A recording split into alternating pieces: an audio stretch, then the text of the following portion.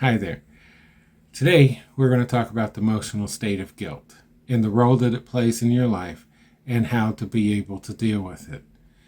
Uh, Guilt basically comes down to is your lack of action against your values and your morals.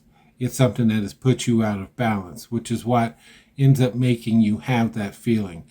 You know that you didn't do right, and so therefore things don't line up. You're thrown your system and your mind out of balance, and it's a way for it to kind of nudge at you.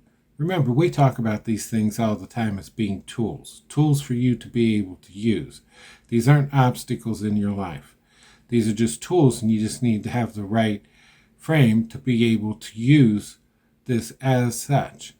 And guilt is a great one because it actually, if done right, will help you become a better person. It's going to teach you where to be able to step up and how to step up. It's going to let you know when you haven't done something right or when you've done something wrong. There's all kinds of different guilt that we can go into and talk about, but we're going to try to keep this one a little short, and we're also just going to try to keep this one simple. So we're not going to talk about like bigger things that people would feel guilty for like committing crimes and things like that. We're just going to stick with the simple ones, the ones to where you didn't do something for a friend that you knew that you wanted to, knew that you should, knew it was going to be the best thing because in the end, it was something that you would expect a friend to do. And if you want a good friend, what you have to first be is a good friend. And so you may be plagued with the guilt of the fact that you didn't step up when you knew that you needed to. It could be, the simple thing as, helping a friend, giving a friend a ride. It could be, going to an event that the friend really wanted you to go to. It could be any kinds of things. But either way, it was something that you chose not to do. And you'll use an excuse as to why you didn't do it. And even your excuse, is a flimsy one.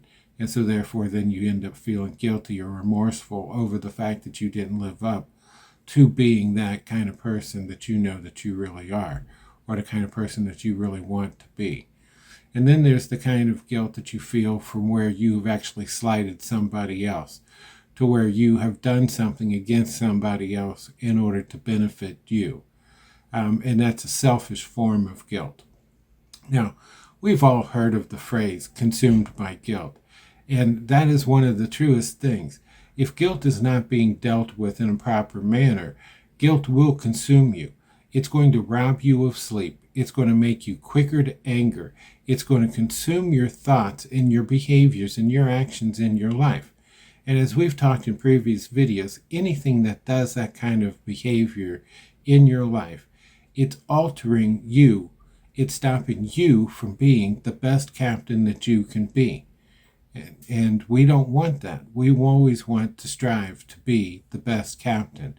And lots of times, in order to be that best captain, it's going to take work. And this is one that takes a little bit of work. The main deal with this is it comes down to two things with this. You either, A, you have to make amends. You have to try to fix it. If it's with a person that's a friend or whatever, go apologize to them. Go try to fix that relationship, fix that bond, say that you're sorry, and try to make sure that you just never quite do that again. Now, if they don't know that you have done that, and you definitely don't want to cause more problems, so don't go make amends to somebody if it's going to end up hurting them by saying that. And that falls into the other one, which is the slight. Now, if it's the slight, try to go and fix it. And if it's a situation to where you can't go back and actually fix it because of it being a time-based event, what you have to do there is you have to forgive yourself for your behavior and make a promise to yourself that you won't do that behavior again in the future. You need to be able to rectify it in your mind and not use an excuse as to why you did it, but make the forgiveness the key. Forgive yourself for what you have done and then make sure that the next time that situation comes back that you don't repeat that. Remember, we talk a lot about being on autopilot, and lots of times when you're not checked in, you're going to fall back into those defaults, which is just going to fall you right back into this default of feeling guilty. And no one likes to feel guilty. Guilt is one of those things that hides deep back in your mind and only likes to come out and play once it's time for you to try to go to sleep. That's where you end up with your restless nights. And then it just starts to snowball. You get less sleep, which then makes you, more tired, which makes you quicker to anger, which only drives that force and that naggingness of that guilt. Because guilt is like a marble that is rolling around in your mind. And it's just going to keep on rolling until you can stop it.